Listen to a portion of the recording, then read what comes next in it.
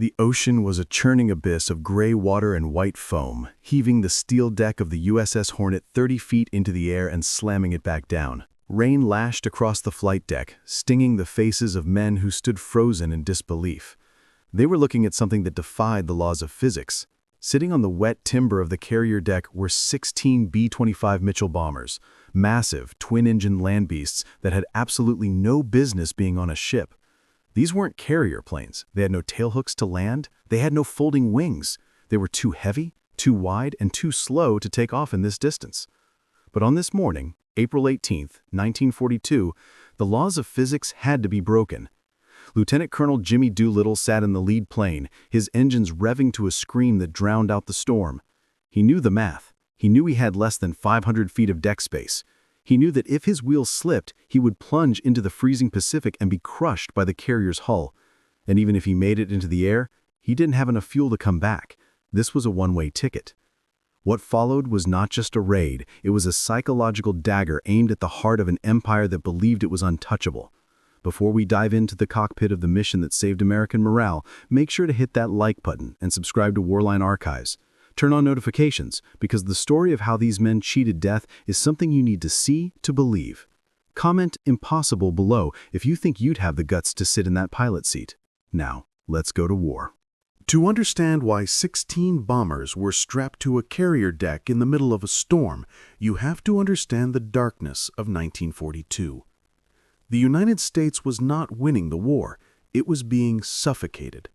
The smoke from Pearl Harbor had barely cleared before the news got worse. The Philippines had fallen. Wake Island was gone. The Japanese Imperial Navy was tearing across the Pacific like a wildfire, consuming everything in its path.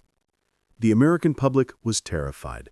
They looked at the map and saw an unstoppable red tide moving toward the west coast. The Japanese military, fueled by the code of Bushido and modern Zero fighters, seemed invincible. They called it the divine wind, the belief that Japan could not be attacked, that the emperor was protected by the gods themselves.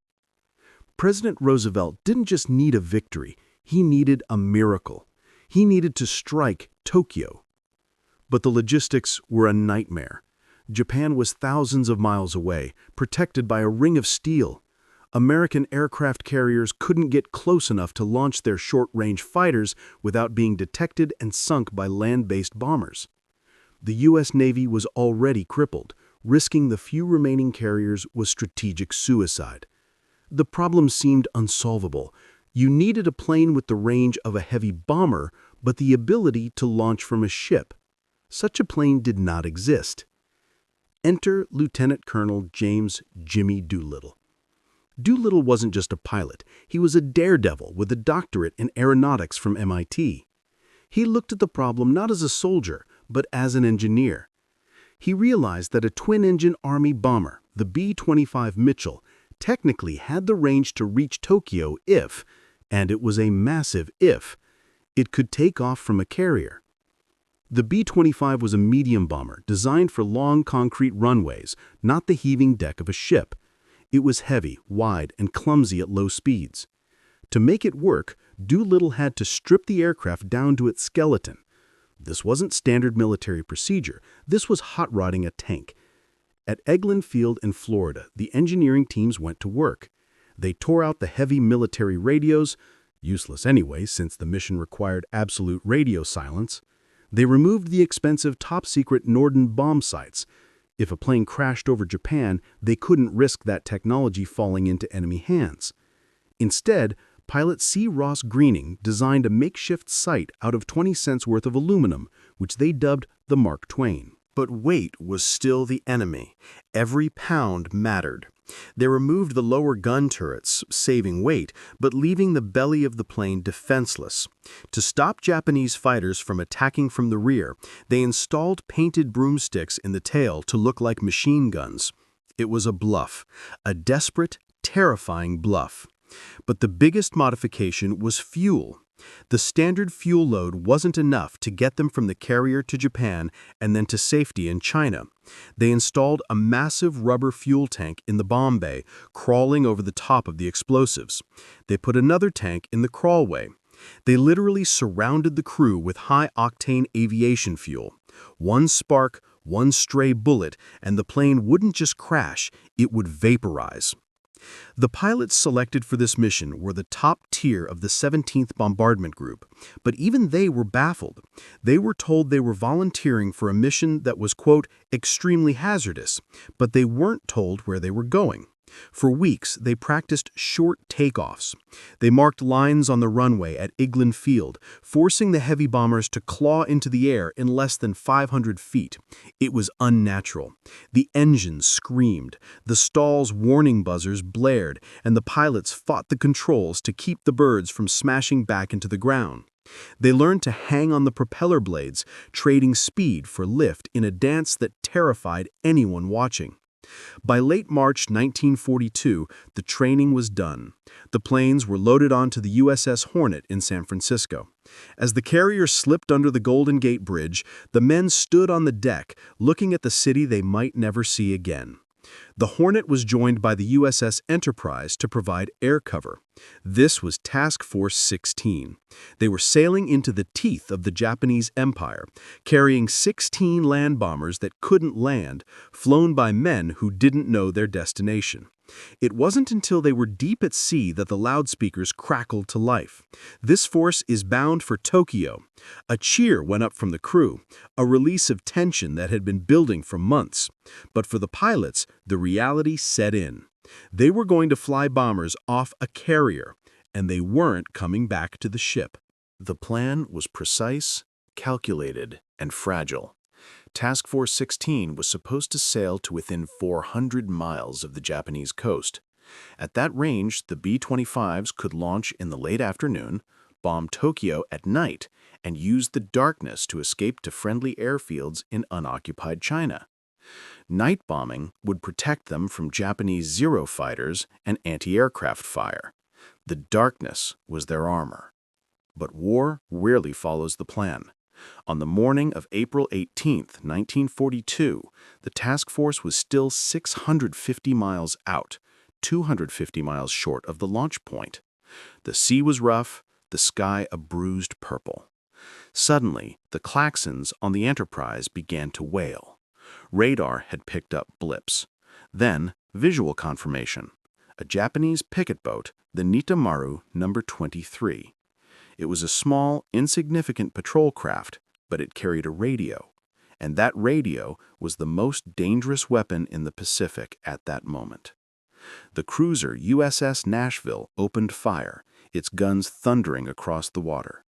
The Nitamaru was blasted out of the water, slipping beneath the waves in a cloud of steam and debris. But the damage was done. U.S. intelligence intercepted a frantic radio transmission sent by the Japanese boat just before it died. Tokyo had been warned. The element of surprise, the only thing keeping the Doolittle Raiders alive, was evaporating by the second. Admiral William Halsey, commanding the task force, faced an impossible choice. If he continued sailing toward the launch point, the Japanese Navy, which was superior in numbers and firepower, would intercept them. He risked losing two precious aircraft carriers, the Hornet and the Enterprise. If he turned back now, the mission was a failure, and the B-25s would have to be pushed overboard to clear the decks for the carrier's fighters. There was only one other option: launch immediately. Launch immediately meant flying an extra 250 miles. It meant the fuel calculations, which were already razor-thin, were now mathematically impossible for a safe landing. It meant arriving over Tokyo in broad daylight, fully visible to enemy fighters. It meant arriving in China at night, in bad weather, with empty tanks. Halsey didn't hesitate. He flashed the signal to the Hornet: "Launch planes X to Colonel Doolittle and gallant command." On the deck of the Hornet, chaos erupted. The loudspeakers barked, "Army pilots, man your planes." The crews scrambled. It was 8 a.m. The seas were violent. Green water was crashing over the bow of the carrier, washing down the flight deck. The ship pitched and rolled like a toy in a bathtub. This was the worst possible condition for a takeoff. A carrier launch requires wind over the deck, but the gale was so strong it threatened to flip the bombers over before they even moved. Doolittle climbed into the lead plane, number 40-2344. He strapped in, his face grim. He knew that as the leader, he had to prove this was possible. If he crashed into the sea, the other 15 crews would likely falter. The psychology of the entire mission rested on his takeoff. He looked out at the Christmas tree, the launch officer waving flags. The deck was slippery with sea spray and oil. The distance looked impossibly short. The Hornet was pitching up and down. The trick was to launch when the bow was pitching up, using the ship's momentum to throw the plane into the sky. If he launched while the bow was pitching down, he would drive straight into the ocean. The engines of 16 bombers roared to life, a deafening cacophony that shook the steel bones of the ship. The propellers spun into a blur, slicing the wet air. Doolittle held the brakes, revving the right cyclone engines until the entire plane shuddered, straining against the holdback cleats. The noise was physical, a pressure in the chest. Every eye on the ship, sailors, mechanics, admirals, was fixed on that first plane. The launch officer circled his flag. The bow of the Hornet dipped into a trough, plunging toward the waves. Doolittle waited. Seconds felt like hours. The bow began to rise, heaving upward like a breaching whale. The flag dropped. Doolittle released the brakes. The B-25 lurched forward. It didn't accelerate like a fighter. It groaned. It gathered speed sluggishly, the heavy fuel load dragging it down. The bridge of the carrier whipped past the wingtip. The end of the deck rushed closer. To the men watching, he wasn't moving fast enough. He was going to drop. At the very edge of the deck, Doolittle hauled back on the yoke. The nose wheel lifted. The main gear left the timber. The plane hung in the air, stalling, wobbling, drifting toward the water. The left wing dipped dangerously close to a wave crest. For a heartbeat, silence reigned on the Hornet. Then the engines bit into the air. Doolittle leveled out, skimming just feet above the white caps, and began to climb. He was airborne. One by one, the others followed. It was a conveyor belt of courage. Plane number 2, plane number 3. Not every launch was clean. One pilot, Ted Lawson in the ruptured Duck, forgot to lower his flaps and dropped sickeningly off the bow, vanishing from sight before clawing back up, spray dripping from his landing gear. But within an hour, all 16 aircraft were in the sky. They formed loose groups and turned west. Behind them, the safety of the fleet. Ahead of them, 600 miles of ocean, the entire Japanese military, and an uncertain destiny. The flight to Japan was a study in sensory deprivation. For hours, there was nothing but the monotonous drone of the engines and the endless gray expanse of the Pacific. They flew low, deck level, barely 50 feet off the water to avoid Japanese radar. The salt spray coated their windshields. Inside the cockpits, the tension was suffocating. The pilots constantly adjusted their fuel mixtures, leaning out the engines to save every precious drop of gas. The navigators stared at their maps, praying their calculations were right. A wind shift of just a few degrees could push them miles off course, meaning they would miss China and crash into the sea. As they approached the Japanese coast, the pilots expected a wall of steel. They expected zeros swarming like angry wasps. They expected flak turning the sky black. But as the coastline of Honshu rose out of the mist, they found peace. It was surreal. They flew over fishing boats, where fishermen looked up and waved, mistaking the twin-engine bombers for Japanese aircraft. They flew over fields where farmers were tending crops. The element of surprise was absolute. The Japanese military was so arrogant, so convinced of their perimeter defense, that they hadn't sounded the air raid sirens. It was noon when Doolittle's plane reached Tokyo. Below him lay a sprawling metropolis of wood and paper houses. But his target wasn't the civilians. It was the industrial machine fueling the war. Doolittle lined up on a factory complex. He opened the bomb bay doors. The Mark Twain site, that 20-cent piece of aluminum lined up with the roof. Bombs away. 4 incendiary clusters dropped from the belly of the plane. Moments later, the ground erupted. Smoke billowed up, staining the pristine sky. The silence of Tokyo was shattered. Across the city, the other raiders were striking their targets: steel mills, oil refineries, naval yards. Plane number 8, piloted by Captain York, couldn't find its target in Tokyo due to camouflage and headed for a secondary target. Plane number 6 found a Japanese cruiser in dry dock and laid a string of bombs right across its deck. On the ground, panic set in. This wasn't supposed to happen.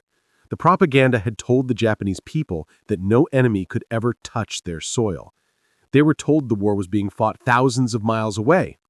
Now, American stars were flashing overhead, and their factories were burning. Anti-aircraft guns finally woke up, puffing black clouds into the sky. But their aim was terrible. They were calibrated for high-altitude bombers, not these maniacs flying at treetop level. Japanese fighters scrambled, but they were too late and too confused. They couldn't coordinate an interception because the reports were contradictory. Enemy planes in the north. No, the south. They are flying too low. For the crews of the B-25s, the raid was a blur of adrenaline. Major John Hilger, leading the raid on Nagoya, recalled looking down and seeing a baseball game in progress. The players looked up frozen as the shadow of his bomber swept over the diamond. It was a collision of two worlds: the peaceful arrogance of the home front and the violent reality of total war. But the raid was brief. They only carried 4 bombs each. Within minutes, the ordnance was gone. The mission shifted from attack to survive. They pushed the throttles forward, climbing away from the smoke, turning west toward the Sea of Japan and the distant hope of China. The psychological impact was immediate. In the Imperial Palace, the shock was palpable. Admiral Isoroku Yamamoto, the architect of the Pearl Harbor attack, was reportedly physically ill when he heard the news. He had promised the emperor that Tokyo would be safe. He had failed. This raid proved that the Pacific Ocean was not a moat wide enough to protect them. It forced the Japanese High Command to change their strategy completely. They felt they had to expand their defensive perimeter to prevent this from ever happening again. This paranoia would lead them directly into a trap at a place called Midway, a battle that would lose them the war. But for the 80 men in those planes, grand strategy didn't matter. The only thing that mattered was the fuel gauge. The needles were dropping. The headwinds over the China Sea were stronger than predicted. The sun was setting, turning the sky blood red. They were flying into a storm, into the night and into the unknown. The euphoria of the bombing run faded, replaced by the cold, hard math of fuel consumption. They weren't going to make the airfields. Night fell like a shroud over the East China Sea. The weather, which had been their enemy at the launch, returned with a vengeance. A massive storm front blocked their path to safety. Rain hammered against the plexiglass, and visibility dropped to 0. The pilots were flying blind, relying on gyroscopes and prayers. The engines began to sputter. One by one, the fuel tanks ran dry. The transfer pumps sucked air. The red warning lights flickered on the dashboards. They had reached the Chinese coast, but they couldn't see it. They couldn't see the airfields. In fact, the homing beacons meant to guide them in and never been turned on because the plane carrying the personnel to activate them had crashed in a storm the day before. The raiders were alone in the dark. The orders were given: bail out or crash land. Imagine the terror. You are flying a 15-ton metal bird at 150 miles per hour in pitch blackness. You have to climb out of your seat, crawl through the hatch, and jump into a howling storm, not knowing if you are over land or water or if you are jumping directly into a Japanese patrol. For the crew of plane number 8, the fuel situation was so dire they diverted to Vladivostok, Russia, where they were interned for over a year. But for the others, it was China or death. Jimmy Doolittle put his plane on autopilot and ordered his crew to jump. He was the last to leave. As he fell through the rain, counting to 3 before pulling the ripcord, he felt a profound sense of failure.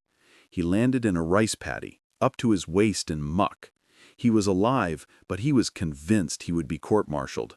He had lost all 16 of the Army's precious bombers. He believed the mission was a disaster. Others weren't so lucky. Ted Lawson, the pilot who had dipped so low on takeoff, tried to ditch his plane, the ruptured duck, along the coastline. The engines cut out. The plane slammed into the surf with the force of a freight train. Lawson was thrown through the windshield. His leg was flayed open to the bone. His crew was scattered in the water, bleeding, broken, screaming in the darkness. Across the Chinese countryside, 15 planes fell from the sky. They crashed into mountains, slammed into beaches, or were abandoned to ghost ride into hillsides. The men who survived the impacts found themselves in a strange land. They didn't speak the language, they were injured, and they were being hunted. Japanese patrols were already scouring the area, furious, looking for the men who had dared to bomb Tokyo. This is where the story shifts from an air war to a ground survival thriller. The Chinese civilians, poor villagers living under the brutal occupation of Japan, found these strange men falling from the sky. They saw the American patches. They understood that these men were enemies of Japan. And in an act of incredible heroism, they chose to help. They hid the pilots in ox carts, covered them with blankets, and smuggled them past Japanese checkpoints. They fed them rice and tea, treated their wounds with ancient herbal remedies, and guided them toward free China. For Ted Lawson, surviving the crash was only the beginning. His leg was infected, gangrenous. A flight surgeon who had also bailed out had to amputate the leg in a mud hut using spinal anesthesia and primitive tools, while Japanese soldiers were only miles away. But the cost of this help was horrific. The Japanese army, enraged by the escape of the raiders, launched the Zhejiang-Jiangxi campaign. It was a retaliation campaign of medieval cruelty. They swept through the villages that had helped the Americans. They burned towns to the ground. They executed civilians. They used biological warfare, spreading cholera and typhoid. Historians estimate that nearly 250,000 Chinese civilians were killed in retaliation for saving the Doolittle Raiders. It is a chapter of the war often forgotten in the West, but it highlights the sheer scale of the hatred the raid ignited. Of the 80 men who flew the mission, 3 died in crashes or while bailing out. 8 were captured by the Japanese. Of those 8, 3 were executed by firing squad, and 1 died of starvation in prison. The rest eventually made it home. Doolittle sat in a Chinese outpost days later, looking at the wreckage of his plane. He told his executive officer, Paul Tibbets, who would later drop the atomic bomb, "I've ruined everything. I'll be put in Leavenworth prison." He wept. He truly believed he had failed his country. He didn't know that back in the States, he was already a legend. He didn't know that the raid had electrified the American public. When news of the raid broke in the United States, the headlines screamed victory. Tokyo bombed. It was the first good news in 5 months of crushing defeats. The psychological shift was instant. Factory workers built planes faster. Bond drives sold out. The feeling of helplessness that had gripped the nation after Pearl Harbor vanished. America realized Japan could be hit. Japan was vulnerable. President Roosevelt, when asked by reporters where the bombers had launched from, smiled mischievously and said, "Shangri-La, a fictional utopian mountain range." He kept the secret of the aircraft carriers safe. But the Japanese knew it had to be carriers. And this is where the tactical genius of the raid revealed itself. It wasn't about the physical damage. The bombs Doolittle dropped did negligible damage to Tokyo's industry, but the fear they dropped changed the war. Because of this raid, the Japanese Navy rushed their plans. They felt they had to draw out and destroy the American carriers immediately. Admiral Yamamoto set his sights on a tiny atoll called Midway. He believed if he attacked there, the Americans would come out to fight and he could crush them. But because he rushed, because he was acting out of emotion and wounded pride, he made mistakes. He split his forces, and American code breakers were reading his mail.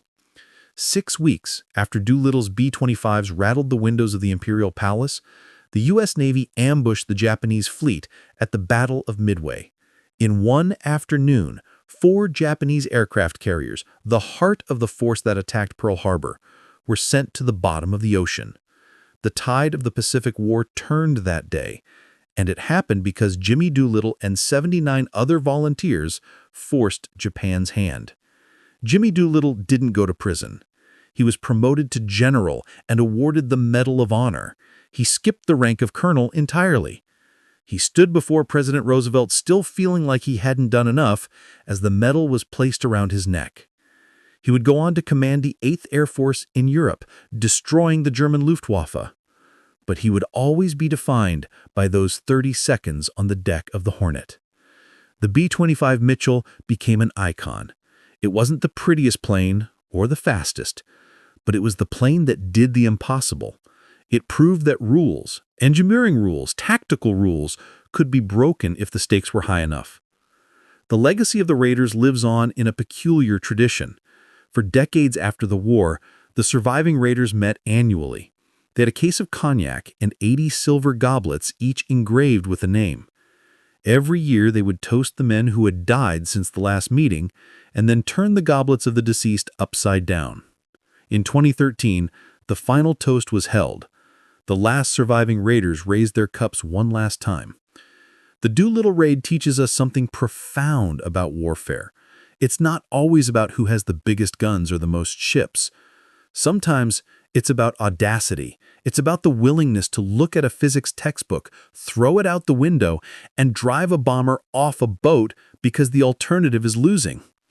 Japan was shocked when bombers appeared over Tokyo, but the real shock wasn't the bombs. It was the realization that their enemy possessed a spirit that could not be broken. The Japanese fought for the emperor, believing in destiny. The Americans fought with a reckless, calculated ingenuity that terrified the old world order. From the deck of the Hornet to the rice paddies of China, the Doolittle Raid remains the greatest gamble in aviation history.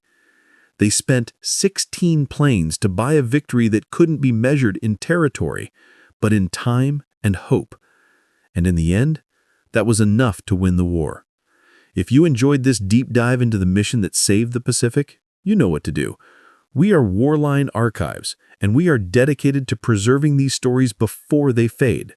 Click that subscribe button, ring the bell, and check out our other videos on the secret weapons of WW2. The history books tell you what happened. We tell you how it felt. See you in the next one.